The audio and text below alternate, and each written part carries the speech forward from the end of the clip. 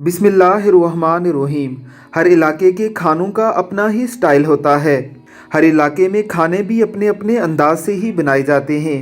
हम आपको अरब की एक ख़ास डिश और इसे खाए जाने का अंदाज़ बताने के साथ साथ रसूलुल्लाह सल्लल्लाहु अलैहि वसल्लम का इसराफ के हवाले से फरमान भी बताने लगे हैं। हमारे प्यारे पैगंबर हज़रत मोहम्मद मुस्तफ़ा सल्लल्लाहु अलैहि वसल्लम का इरशाद गिरामी है, खाओ पियो सदका करो और पहनो जब तक इसमें फजूल खर्ची या तकब्बर की आमेज़श ना हो।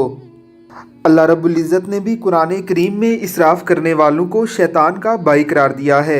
अरबों के यहाँ खाना कुछ यूँ खाया जाता है कि पूरे के पूरे ऊँट को भूनकर एक बड़ी ट्रे में रख दिया जाता है और इर्द गिर्द चावल रख दिए जाते हैं। अरब चावल और गोश्त नोच नोच कर खाते हैं। एक रवायती खाना है और अगरचे ऐसे खाना भी जायज़ है, लेकिन इसमें सबसे कबीह अमल खाने का ज़ाया होना है। ऊँट का बेशुमार हिस्सा ज़ाया हो जाता है और चावल भी इतने ज़ाया होते हैं।